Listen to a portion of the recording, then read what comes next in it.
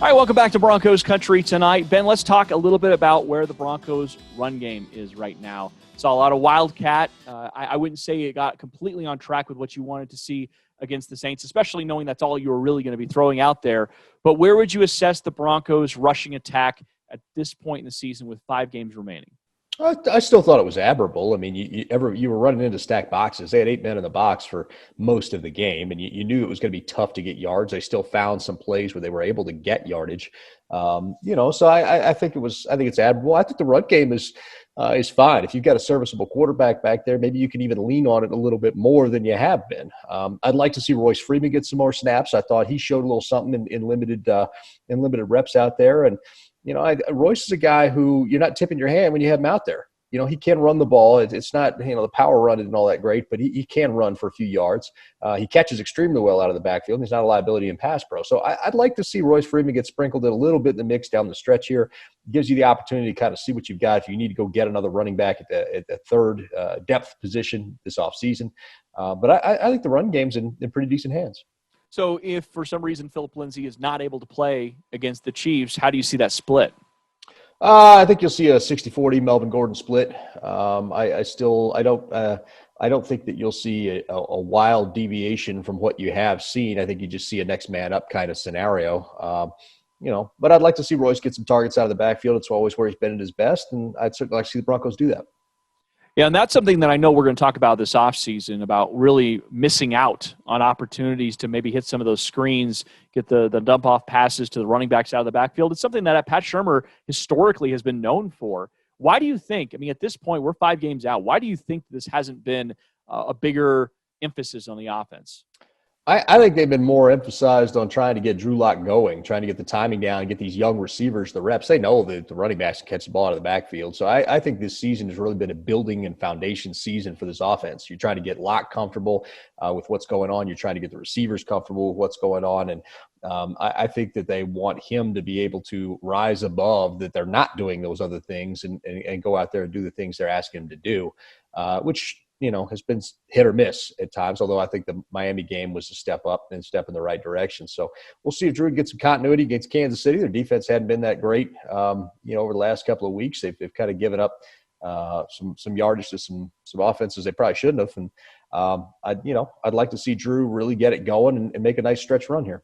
By the way, going back to the Saints game and the rushing attack, it struck me as I rewatched the game how really it is tough to get even the timing down of handoffs if you're a quarterback coming in, and for Kendall Hinton, running some of those option plays, you saw sometimes he was almost kind of running into Philip Lindsay or running into Melvin Gordon as he's trying to, basically eye the D end, and if he crashes inside or if he stays, and it's like, you kind of have to make quicker decisions there, and that's tough. You got to get that timing down.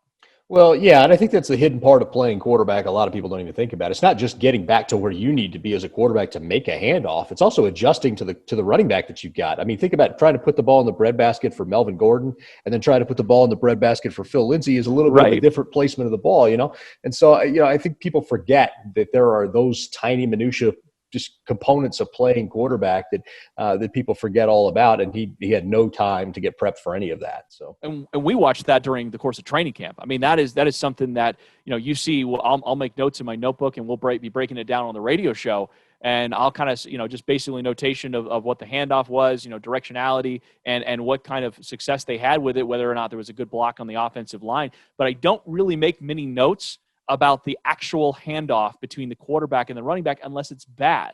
Because most of the time it becomes ingrained. We're just so used to it looking natural. But I hope then, and we talked about this in last night's show, I hope people do realize just really how difficult it is to play the quarterback position, not only trying to read the field, get to your more to your second, third reads beyond the first read if it's not there, but even just the minutia, as you said, of handing off the ball. Because, clearly that was a perfect example kind of staring us in the face that even the thing that you needed to be able to do very, very well if you were going to have a chance to win, even that was a little bit of a challenge. Well, right, and it is. It's a game of inches in all facets of the game, and then whether that's inches of raising and lowering your hand to make sure you put the ball right there in the breadbasket for the running back, or how far you are in your drop and you don't drift. There's all kinds of things that go into this, and it's always funny when you're sitting at the sitting at the bar and watching a game or something, and you get that guy sitting at the end. I could do this. I could. It's always funny to hear that guy, because in my mind, I mean, I'm not going to say anything to him, but in my mind, I'm sitting there giving him no, you couldn't.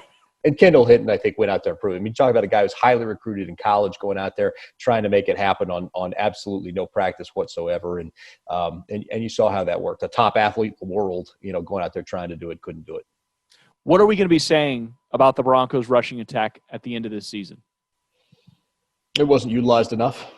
That's probably the direction we're going. Now, that may be whether it's by design, because you wanted to make sure that the quarterback got plenty of reps in to see what you had going into next year when you feel the window really starts to open. But I think it wasn't utilized enough, and I think that Melvin Gordon's got to be better in situational football. That's what he was brought in to do.